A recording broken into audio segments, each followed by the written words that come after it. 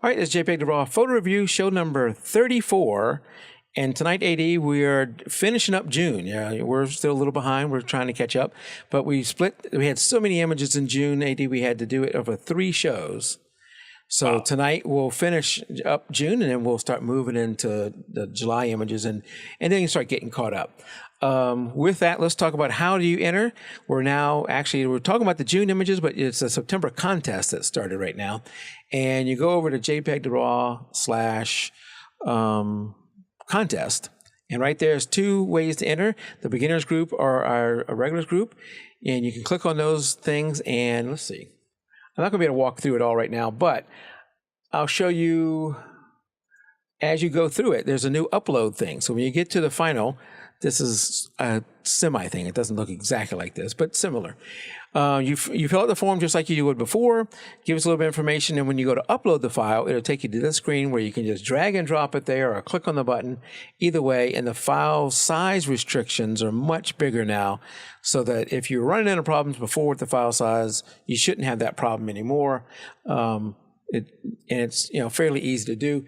But so you can do that through our webpage, or you can just come down below, and there's links to our 2 Facebook groups, which in the Facebook group, right there at the top of the page is the album, and that's the one for this month. You just would click on that and add your images that way. So either through the webpage or through the Facebook groups, either way you can enter. And for September, again, we're doing open. We are going to get back to themes at some point, but right now we're sticking with open. Cool. All right. Let's get into image number 1. Ooh. Hey, Mike, you realize that show 34, give or take a few, that means we've been doing this for almost 3 years. Yeah, I know. That's insane. It does not feel that long. No, it doesn't feel that long at all. It's flying by. Yep. All right, so we're going to start off, and should mention we're going to do 2 beginners photos, and then we'll move into the regular group. And with this first one up, let me see if I get the name right, is Norman Schultz. Yes. This is from Norman. And Norman says a dandelion puff shot, and I'll skip through some of the settings. It was an overcast rainy day. He shot this because he liked the fine details in the image. Yes, and glad I can read that because everything froze. Oh, did it? I don't know if you're I'm getting suffering me on your packet end, loss, but yes. Yeah, I got nothing from you there, Mike. We just started the show. Ha ha. I don't know if you guys out there I know there's a bit of a delay, but if you can let me know out in YouTube chat if you're hearing us clearly or if we're breaking up, because right now I just lost Mike completely. On the return feed, Mike, I don't have anything there. Can you see me though? I can see you kind of off and on. You're blinking and going. So I think our internet folks out in YouTube world can probably tell me what's going on. I don't want to start and if they're just getting a broken up signal. Of course, if they're only getting a broken up signal, they probably can't even hear me say this. So yeah. Hold on. I think it says it's streaming again. Okay. All right. What I don't understand is how come I'm still seeing you. I never had a problem with you. I don't know. Yeah. Oops. 6. Jan says. I don't know what that means. I think she hit an extra key. She deleted it. So she just typed it. All right. Well, let's talk about this photo, and people can let us know if we're breaking up or if we're not. So Norman submitted a couple of times. And he says here that he likes all the fine details. He shot it on an overcast, rainy day. My thing with the image is that I'm really seeing like a lot of blueness here. It looks like the white balance is off. Now, I don't know if that was intentional or not. I was going to ask you that. I don't remember seeing one of these blue before.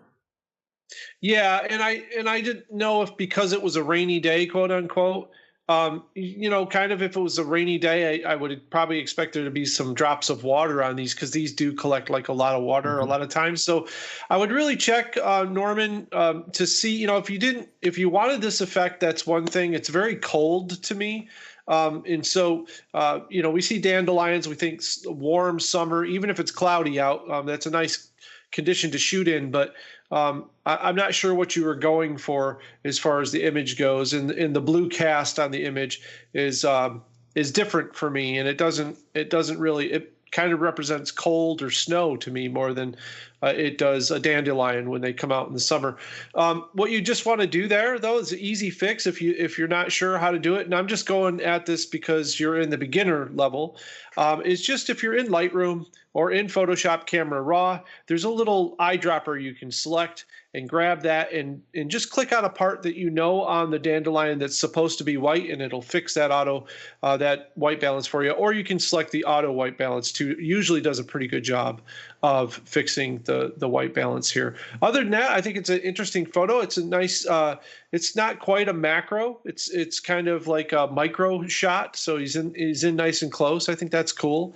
It looks like a square crop to me, Mike. Is that right? Yeah, and I was going to say with the blue, what's odd is the green foliage around it doesn't look that far off. Yeah, greens, generally with white balance, greens can take on that blue tinge, but still stay quite dominant in the green. So, that's kind of, I think if I threw this over in Photoshop, which I do have right now up in the background, but I'm not, it looks like we're running back nice and smooth now. Yeah. But I mean, I think if I just threw this in there and called up Camera Raw, that it would easily fix that, the white balance there, and you'd see it's white, and the background would stay that nice lush green, I think. So outside of that, what I would also like to crop off a little bit of the top of that green and get even more tight on the dandelion.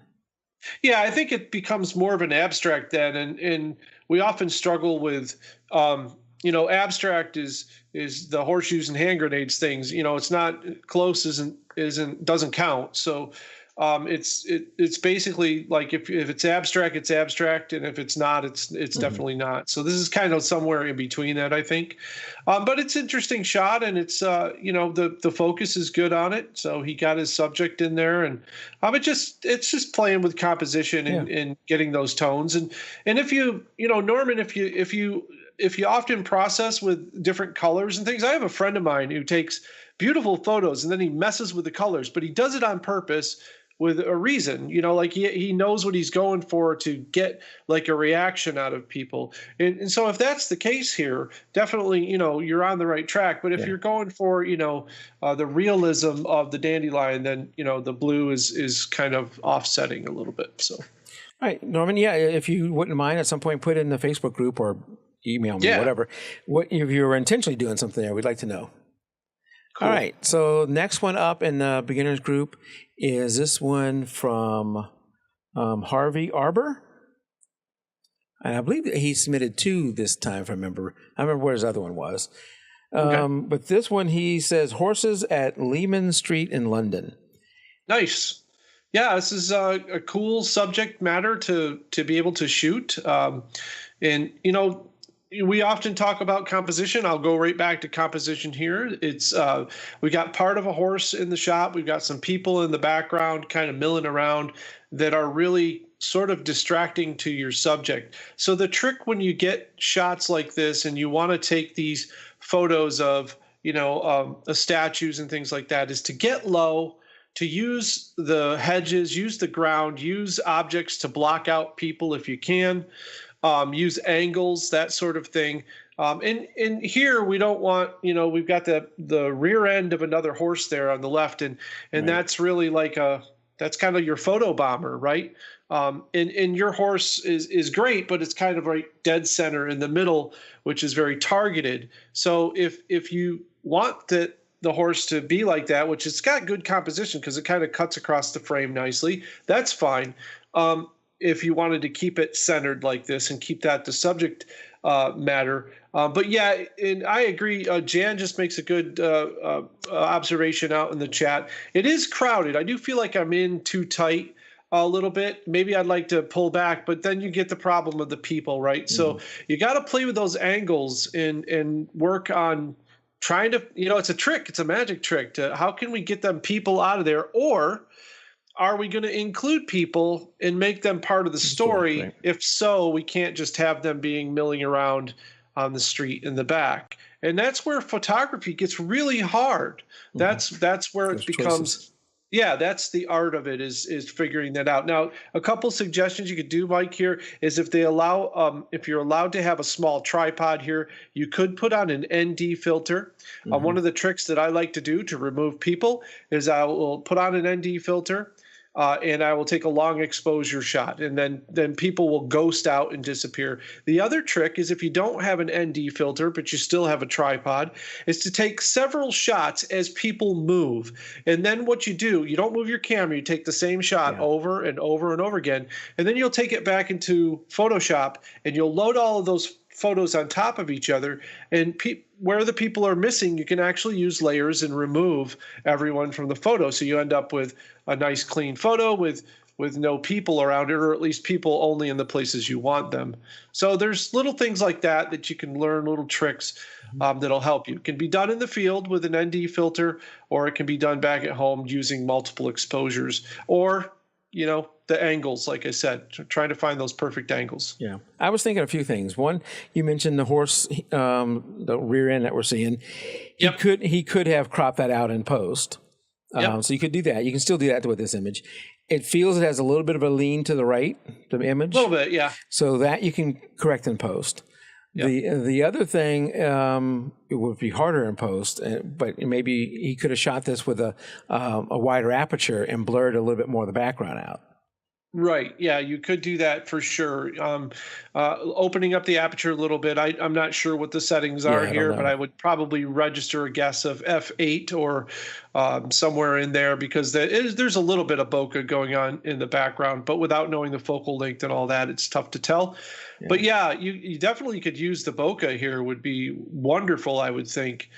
With it. And yeah, I totally agree about the leaning thing. I mean, we've talked about that in other broadcasts. So if you go back through and watch some other shows, you'll see when you lean a photograph, if there's any leaning going on of trees or people or buildings, it usually adds tension to the photo. So we usually suggest against that unless we're going for a tense image. So I would say this is a good start. You got a good subject matter here to begin with. Just like the photographer before you had a great subject matter to start with and has got the technique of getting focus and all that stuff down. Now it's time to start learning about the storytelling of photography and work with your composition and all those neat tricks of blurring things out or removing people and that sort of thing. So yeah, keep up the good work. Yep. Keep submitting, Harvey, and keep shooting. You'll get better and better. And it's not all, some of it is in the editing too. Some of these, you could do a lot with this image in editing and make it even better then too. Absolutely. Yep. All right. So now we'll move into the regular group and start off strong with this one from Greg Croasdill? Yes. I believe this was actually did I put his name up? That was the winner for the month. And okay. Greg says, somehow black and white images seem appropriate for bored animals at the zoo. I agree, yep. This tired old chimp just sat around under a tree for hours waiting for lunch to be served. Awesome. And I only have one thing in the entire critique that I would give Greg as a suggestion. I would crop this to the right a little bit more from the left side and remove the white triangle from the lower corner. And I know Greg knows this, and it's the Border Patrol, right? Yeah. It's a gorgeous photo. It's perfect, but that's going to bring us closer to that expression of the face. And we're not going to have, even if you look away from this image, like I'm looking at my webcam right now, that white triangle right now is screaming at me. I'm not seeing the chimp as much as I am that white triangle. Yeah. So I would just crop it in a little bit. You're not really taking anything away from the story by pulling that in, but you are adding to the power of the image by removing the photo bomber in your composition. So that would be my only suggestion here. It's a wonderful photo, and I totally agree with Greg here. He's been to my school, so he knows kind of the things that I like too, and black and white images. There's a friend of mine, Christian Meerman, who's on. You can find him on Twitter if you. It's Meermann, I think. If you look him up, he does these amazing photos in black and white, super high contrast, just stunning images, and he only shoots at zoos pretty much. So. Wow. You know, I love black and white. I love this image. And that was the only critique I had too, was that lower left-hand corner. Yep. All right, great, Greg. Love to see your images. All right, next is, who's next? Oh, I love this one too. This one's from Amber, who's becoming a master at composites. Amber, she is. I'm going to be hard on her tonight because she is. I saw you looking at it earlier. She's reaching the master level, and so now is when the sensei comes down and says, you know, it's time to be tough love. So the better you get, the tougher the critiques get. They do. Yes. They do get tougher because we pick on little things that basically the image is so awesome and so close that it's just little teeny weeny things that would put it over the top. Now we're starting to really clean up all of the you know, getting her to that pro level where she could go out and say, look, I'm doing this for a living. So we're getting close with Amber. She's really put a lot of practice in a lot of these, and it really shows. So I went over this image with a fine-tooth comb. I can't talk or think really tonight, so I apologize. You're doing great. Yeah. Just let me know if I start wandering off somewhere. So I put this in Photoshop, and I have Photoshop loaded up, Mike. I don't know if we can share. We can try. We can try it. I have it on my screen. One thing I noticed about, I will tell you about doing a screen share with this new setup in Skype is that it will actually keep my camera feed going. Okay. So you'll still get that. Uh-oh. But I don't know if you're prepared for a screen share. That's what I'm worried. Well, I guess we'll find out. All right, let me try it, and we'll see. If this doesn't work, I'll just tell you what I did, and we'll go from there. So let me find screen share, and it's giving me a choice. Okay, we'll select that screen. And what did you get for me? I think you get another window, don't you?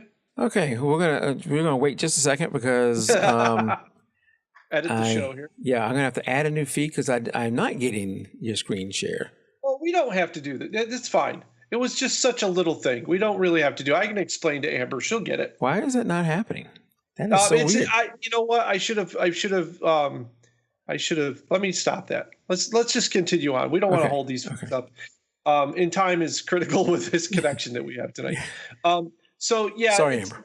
Yeah, Amber, get a hold of me. We'll do a screen share or something separate from this when I'm feeling better. So what I did, basically, Mike, and I'm kind of pointing at this on the screen, which you can't see, but okay, so where the straw goes into the dog's mouth, Amber, what you're going to want to do there is make sure that you add a shadow to the straw, to the top of the straw, because the dog's lip, where it goes into the dog's mouth, would cast a shadow on that part of the straw. So by not having that shadow there, I can clearly see that it's an edit that you've done. And so to make it more believable, if you darken up the end of that straw, it's going to look like it's going right into his mouth. So that's going to really make that more believable. The other thing that I did is I took your bubbles and I made a whole copy of the entire layer because I don't have each of these in layers. Right. But I took the bubbles and I masked them in over the top of the straw, and then I lightened them an awful lot. So it looked like the straw was going down into the bubbles rather than laying over the top. Okay. So it gives it that believable of 3D presence. Instead of being like bottle and then layer of bubbles and then straw in front of that, which to my eye in 3D space doesn't make sense to me. Mm-hmm. Okay. I'm having a hard time making that bend to my believability. Those are some things that those tricks you want to use to make people believe that that's really there. I actually have your bubbles called up on the screen. I actually know where you got them, so that's cool. I like that you're using commercial available. Like this is okay for you to use. That's a big tip, folks. If you want to get into compositing, don't just rob images off the internet. Make sure that they are licensed so that you can use them, because it might be fun, but they'll come back to bite you. Trust me. People know their images. They know where they go. They'll find it, and then you'll get into a lot of trouble. So that's a royalty-free image that she used for the bubbles. So nice job there. And always remember to do that. I also leveled the table because the table being crooked, you know how I'm kind of like, this isn't a tense, this is a fun moment. And probably the last thing that I would, or two more things, because I told you I'm going to be tight on you here, is when you're cutting those bubbles out, if you look at the lower right part of the bubbles near the bottle, there's kind of like I'm not sure where the bubbles are going. When I look at the original one, the original photo where she cut these out of, there is a line there that she could have followed that make it very believable that was cut like that. So just be real careful, Amber, when you're cutting those edges, that you don't cut through something because it looks unnatural. That little kind of square it's not really a square. It's kind of like a triangle, but it's down there next to the lower right part of the bubbles near the bottle. It's a dark one that's in there, and you can see the cut line. So we always have to be very careful with those cut lines, especially on bubbles, which are very difficult to overlay. You picked a very difficult thing to do here. And the last thing that I'd probably suggest would make sure that your shadows are all going in the same direction. I think you did a fairly good job here with that. So the lighting was in front. The shadows on the bottle are going towards the rear. That's great. Maybe add some little bubbles going down the side of the bottle to really say those bubbles are on that bottle. I think other than that, as I said, from every work that she has submitted, every one that follows has been better and better and better. And this is no exception. These are just little things that'll help her perfect her eye when it comes to that believability. You almost have to take a flat 2D photo and turn it into a 3D image in order to kind of understand where those bubbles are going to lie, where that straw is going to be at, and then light and all that other stuff. Real compositing to make it happen is really difficult. And she's showing great strides in this. So keep it up, Amber. It's awesome. And outside of the composite, the dog itself, I mean, she did a good job of lighting the dog. She has two dogs, Loki and Thor. I don't know which one this one is. But you can definitely see the detail in his eye and the catch lights in his eyes. Well exposed dog. She, I believe we're Facebook friends, and I see a lot of other things that she doesn't post into the group or into the the contest. And she does a lot. She probably is fearful of overloading the group with pictures of her dogs. But so I'm honored to get to see more photos of her dogs just in my feed. And she does a lot of these. She did one where she made him a lion, and there's a lot of good ones that we don't get to see here on the show. So she keeps doing it, and I keep getting the benefit of watching and seeing these photos. So great job, Amber. Keep it up. Keep it up. All right. Up next is this one from Daniel Sandberg. Let me get his name. Hold on.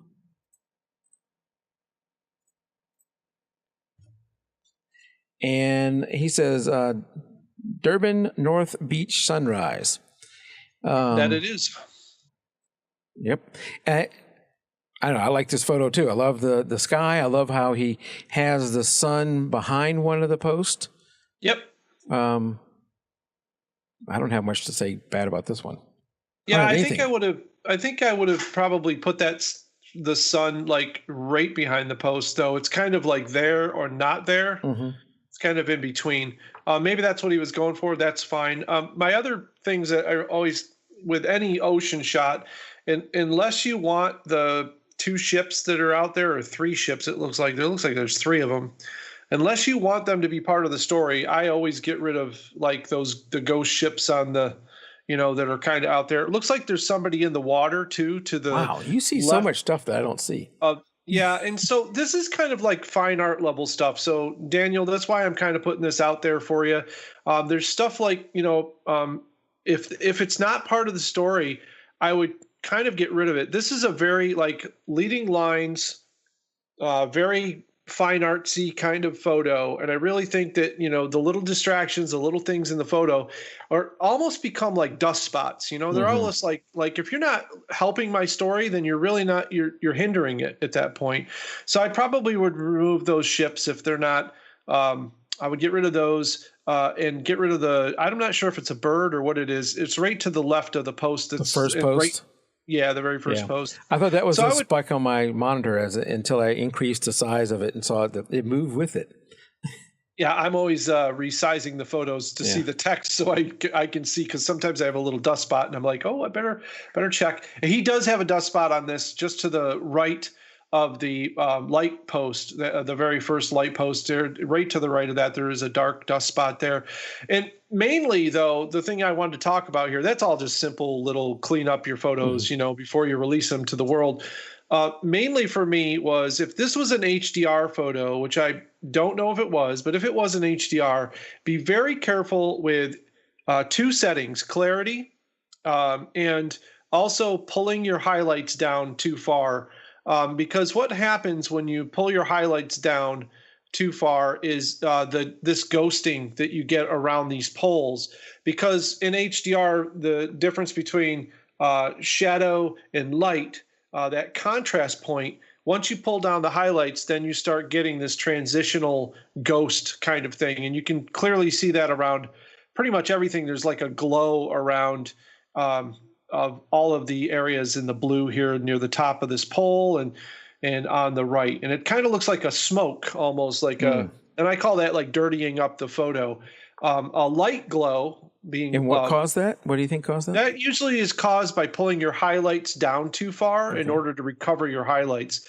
What I like to do is, the very first thing I will do with an HDR, because when you pull an HDR generally back into Lightroom, or you pull it into your HDR program, sometimes it's the exposure is not on center. So the very first thing I usually do is center my exposure. So I'll just make sure that my exposure isn't pushed too far to the left or too far to the right.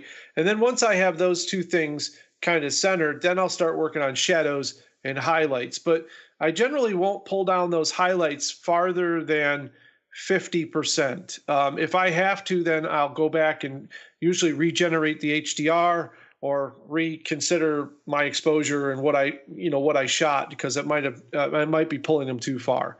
And this will happen with a single exposure too, but I'm pretty sure that this was probably an HDR with the amount of detail that he has in the shadows. Plus he's got all that detail, out on the ocean as well. Yep. All right.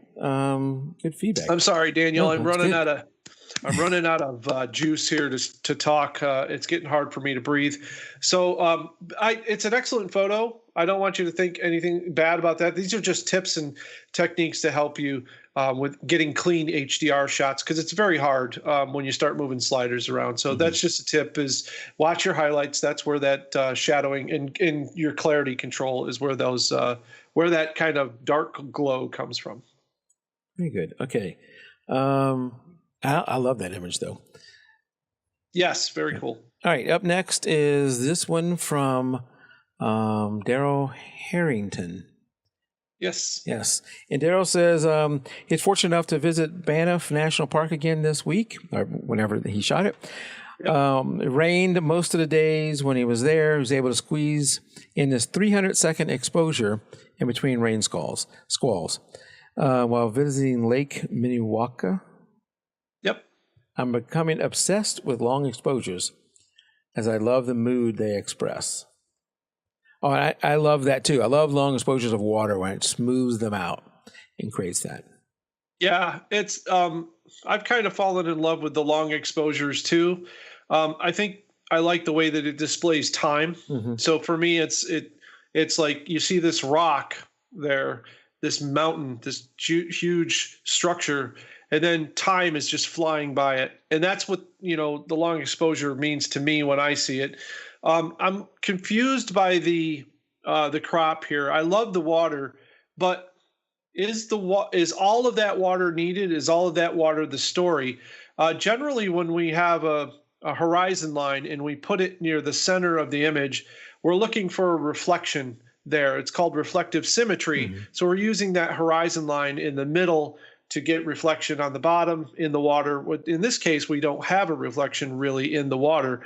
We have kind of the light is being blurred out by the long exposure. I think he would see that the image would be more powerful if he moved that horizon line just more towards the lower part of the image. Let's cancel out the water. I would probably bring it up Boy, it's hard to say just by showing it here. But you see the light streak in the water? Yeah. There's kind of a light streak there. I'd bring it up to there, Daryl. Maybe a little bit below that light streak. Maybe, maybe 3/4 of the way to that light streak, and see if the power of the image really comes out for you. Because your processing here is wonderful, as always, because you always submit beautiful photos. I like the contrast the way it is. I'm kind of a more contrasty guy, but I kind of like the mountain kind of faded out a little bit. It gives a sense of atmosphere with those clouds. So just try that with the water and see if, the water, you're kind of splitting right now between that gorgeous water and the clouds. And I don't know which one I really want to stare at most. And there's a lot of things kind of with the trees and the on the island. I think if you take the water out of the equation, you break this down to a more minimal composition, and I think you'll see the power level will go up from the image. And I don't think you're losing anything. I think a lot of times when I'm wondering about composition and I'm not really sure, I'll remove things and see if I'm affected by it. Because if I'm not, then it usually means I'm moving in the right direction. So just play with your crop a little bit there. It's already a wide cinematic crop, so generally in a wide cinematic crop, we try to divide the screen into like fifths, which is weird. But then instead of being in thirds, our horizon line would come down to like 2/5, which is weird. But it's more generally when we use a wide crop, we'll put the horizon line closer to the center of the image than the third, but not a lot. It's just a little bit that you move it. So you watch a lot of movies, man. Just watch what they do with the horizon lines. You'll see. So, and I think you'll still get the smooth, even if you do that crop right there where you're talking about, AD. Oh, yeah. You still have plenty of water left where you get that smoothness, a gorgeous water that he's done there. Right. Yeah, you'll still get the passage of time. You'll get the nice smooth look to it. It'll still have all of that. It'll be a wide panorama, even more wider panorama photo. And just think people have big couches are going to want that over their couch, right? Yeah, he probably has a number of them he could sell for people to put over their couches. Sure. Yep, absolutely. Yep. All right, up next is this image from Spencer Sullivan. Let's find his name. There we go, Spencer Sullivan. Yep. And it's, I don't know, I'm going to say this wrong, I'm sure. Malad Gorge State Park.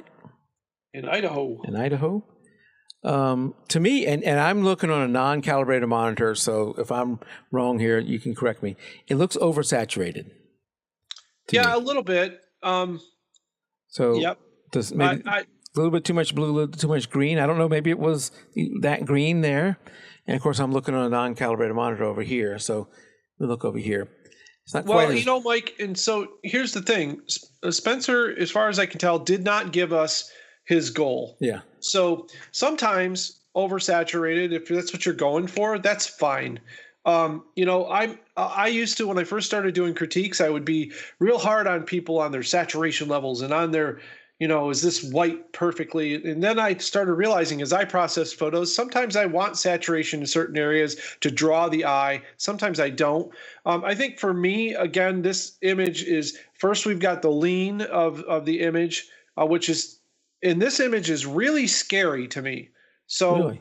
It just feels like I'm going to fall into this gorge because the image is leaning. Mm-hmm. So I have the feeling that he was leaning over something to take the shot. That's what that lean does. And I tell you guys about how leans give you tension. So that's what it does for me. I love that he got the moon in there. That's gorgeous. Yeah. Really well done. I think you get the lean out of there and then decide what is the main story here. It's got to be the moon over the gorge for me.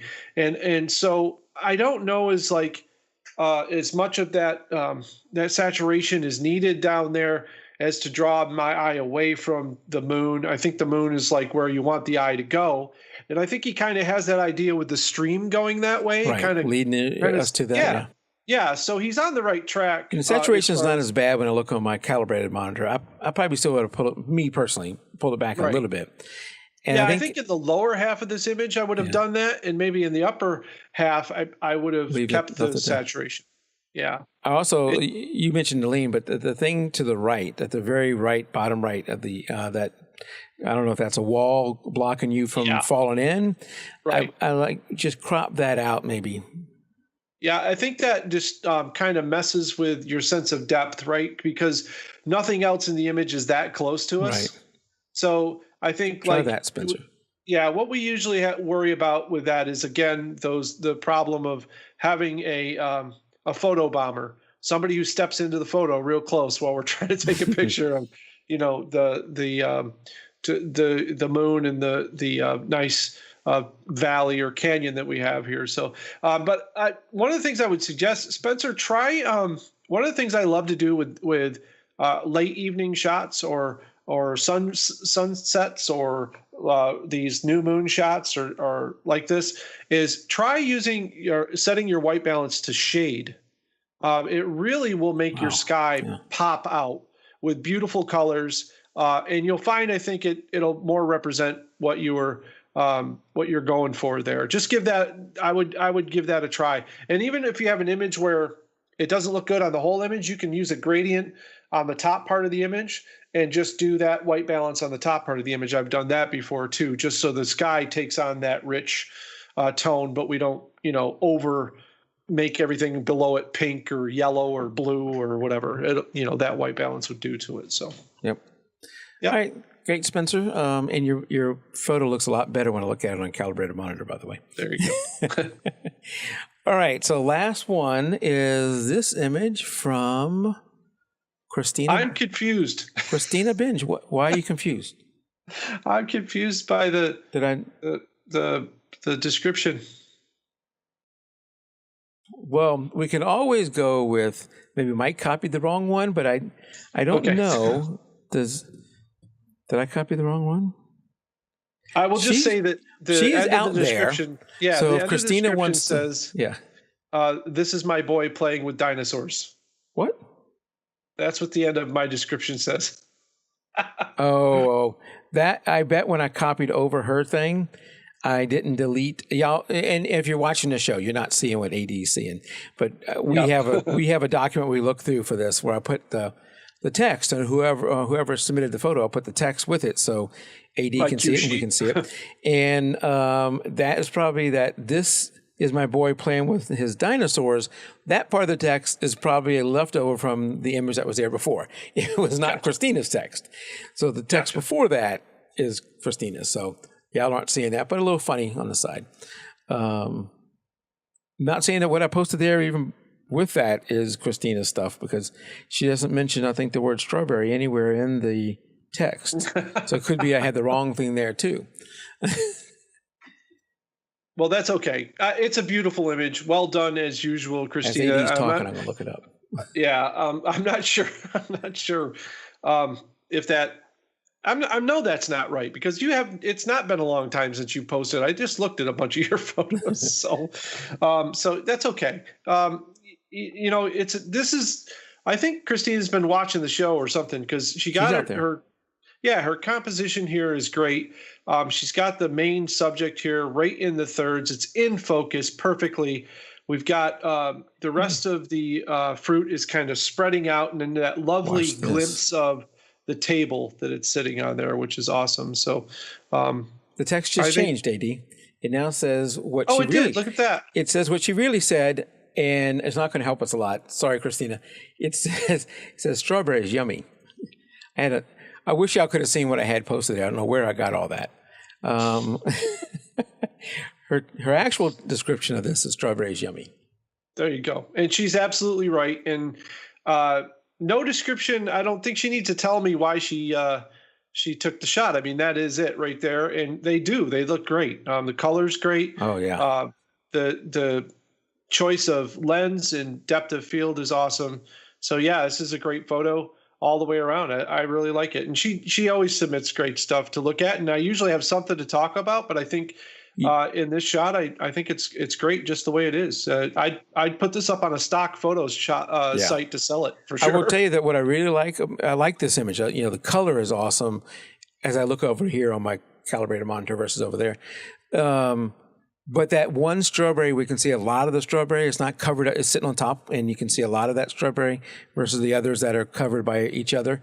I like that one is right there in that third, and it's more up front, and we're getting to see it. It's like the prominent strawberry in the whole thing. Yep. And Absolutely. And I like that she did that versus just having a blend of all the strawberries. Yeah, I mean, that's really controlling the composition and not allowing the other strawberries are supporting it, and it's even supporting it as it's holding it up. So, I mean, the story is there, and then the table below that. So it's a good 3-tier kind of composition here, the table, strawberries, and then the main star of the show there up on top. So excellent work, Christina, as always. I was going to say that thing about the table too, because she could have just taken the strawberries all the way to the edge. I like that she gave us a little bit of view of the table there.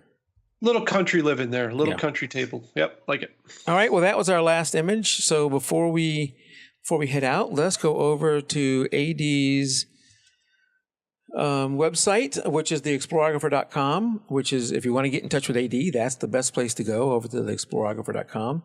And what is the status on your Lightroom preset giveaway? Is it still going on, or is it over? No, it's all done. It's all done.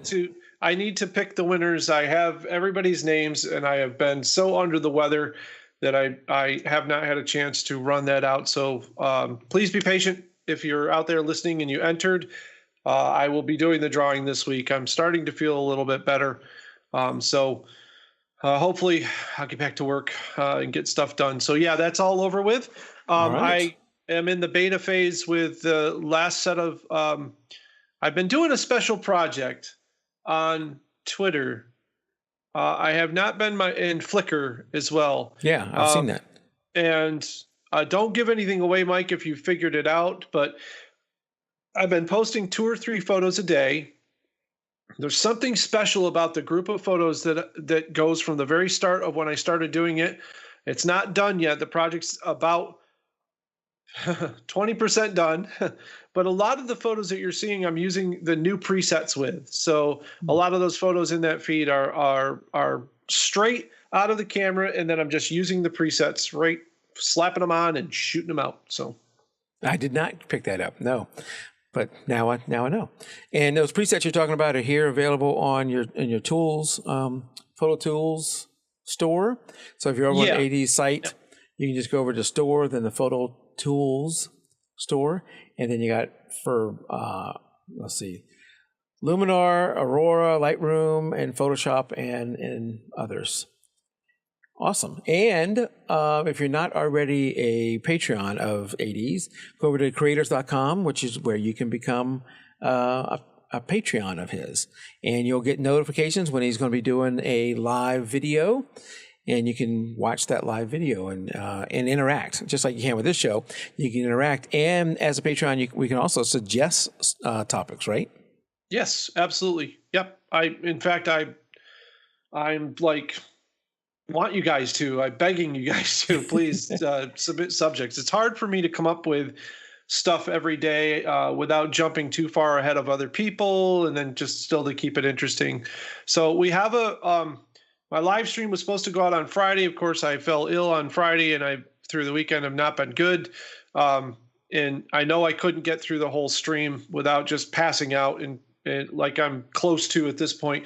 And it's the new stream that I have coming up is Adobe has this cool program called Adobe Capture that I reviewed on my 5 apps that every photographer should have, and it allows you to take pictures of photographs or scenes or anything, any photos you've taken, and then get the palette from those photos, and then you can call that into Photoshop and apply it to other photos. And that's my next live stream is going to be, to show people how to color grade using images that you've captured, like with your mobile device. So it's a really cool thing. It's great for, like, I'm trying to design a living room.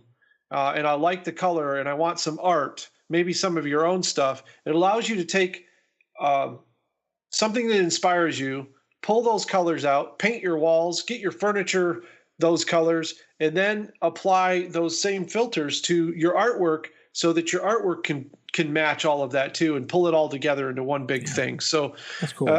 It's a pretty cool thing to do and a lot of fun. And hopefully this week I'm going to push myself to do it. I liked your 5 apps show you did. I think I got Dark Sky from that one, or was that what it's called? Dark Sky, Dark Cloud, Dark something. Dark Sky, the forecaster? Yes, the forecaster. Oh, man, that's so great. Yeah. I got that one. That tells me when, if I have enough time to go out and do my walks. Yep. If it's going to rain in 35 minutes, I can't make it. So I got to walk inside. And there's another 1 or 2 more that you did during that show that I download. So every one, I try and make every one I can of yours because I learn something with every one. Even if it's a topic I think I kind of understand, watching it, your live feed there, I always learn something. So if you're not already a Patreon, think about doing it. It doesn't cost that much, to become a Patreon. And, any level that you do, there's lots of levels, starting at $1 and going all the way up to $75, or I guess if you want to give them more, you can. But all those gives you full access to your live feeds, right? Yep. Yeah. The difference in tiers is just as you get up into the $35 and $50 and $75 range, it starts becoming personal mentoring. So then we gather outside of that using Google Hangouts or whatever, Skype, and we go over business plans and techniques and whatever you want to learn to help you move forward with your creativity. That's what I focus on for folks. So it's just things I've learned over the years, and I'd like to pass them on. So very good. Thank you, AD. And right before we close out here, if you want to subscribe to the show, of course, if you're on YouTube, that's the best place the easiest place to subscribe. Just hit that subscribe button and that little what is it? That little bell or whatever it is, so you get alerted whenever we go live. Yep. But if you also want to subscribe and get the show, the edited recorded show later on, we're available on iTunes, large and small, YouTube, of course, like we just mentioned, Vimeo, and then we also have an RSS feed for these. So you can get it at many different places. There is no audio version of this. I've debated on whether I should add one, but I feel like this is such a video-centric show that so far I haven't done it.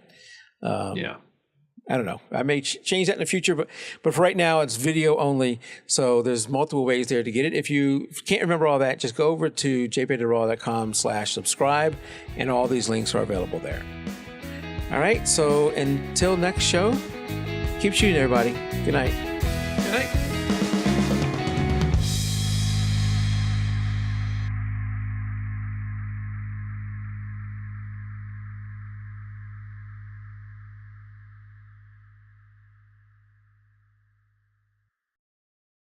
There we go. I still got I'm going to leave post show up there because we're in post show. But yeah, so what I was talking to Amber about was just this. I put a little darkening here. I did a little dodge and burn. She's probably, oops, not that much. Said pick the right thing here. Dodge and burn right there. And I put it on highlights. And then I just drew over this with 50% exposure. And I probably would do like one streak, really soft brush of like really, let's see, it's really soft brush, and probably just do the edge here and just darken it to the point where it looks like a shadow, know, as you get back, it kind of looks like because she did a nice job with the cheeks and everything. Yeah, right. And then this was the little edge right here, that little cutout right there was kind of a giveaway of the bubble. There is a line where she could have cut around this bubble so it looked a little more realistic. And then what I did is I made a duplicate of the layer, as you can see here. And then I used opacity with that. And I just made the straw look like it was setting back inside of it a little bit. So all I did was just masked in. I made another copy of this and then just used a mask here to uncover a little bit of it, and then set the opacity for that layer at about 51%. So here it is at 100%, which isn't really believable. You can kind of see the straw through there, but I wanted to make it look a little bit more transparent. So I broke that down to around 54% to give it that transparent look. And then I just, the other things I was thinking about is a little bit of shadow play on here, that the bubbles will cast a little bit of shadows. It looks like she did like a little bit of a reflection in here. I can't tell, which is cool. That's great. You definitely want to have that in the bottle, but maybe darken a little bit of this bottle very lightly. It doesn't need a lot. Like I don't even think I can do enough of it to make it look right. Because I don't have I don't have layers here, right, to work on. But what I would probably do is just a little bit. You don't need a lot, but see how a little bit of light below those bubbles, just darkening that bottle just a very little bit. I'm just painting in a little bit of burning there, but see how that just gives it that feeling that those bubbles are in front of that. Now, obviously with the different layers, you're going to do a better job of that. And I can't really do it. I'm painting over one layer here, but that was the only thing I thought. And then if there was a little bit of the dribble of the bubbles down the front of this, that really says, all right, that's really there. Let me take that away. So now see what I mean about that straw being in front of the bubbles? I love the bubbles in front of the straw. Yeah, it just makes it more 3D and just makes you think. And I tried to, Amber, when I did this, I tried to do the mask. I know it's hard to see here. I tried to cut that mask right around one of the bubble lines. So it really looked like that's where it stopped. That's what I used. So if you could see that little bubble line there appear. If I turn this on, when I do my edits, what I do is I generally have the opacity full bore so I can really see that bubble line right there. So when I was painting this in, and I'm using dark to conceal. Let me get and I apologize, but I'm just about done here, folks. We'll wrap it up after this. Yeah, so I just use this to cut that out a little bit. So see if I go too far, you can see how I kind of eliminated all of it. And what you can do is why I use a mask instead of just cutting this is because if I screw it up, I can actually come back in here with the brush on white now and paint it back in. So there I have that bubble in front, and now I reduce the opacity, and that really gives me that believability. And it blends perfectly because I didn't really move this top layer. I just put this top layer right where it was, So that just completes the believability that those bubbles are in front of that straw. So. All right. Very good. Thank you, AD. That's all I got, Mike. I got no more. See, look at that. Look at that transition you did.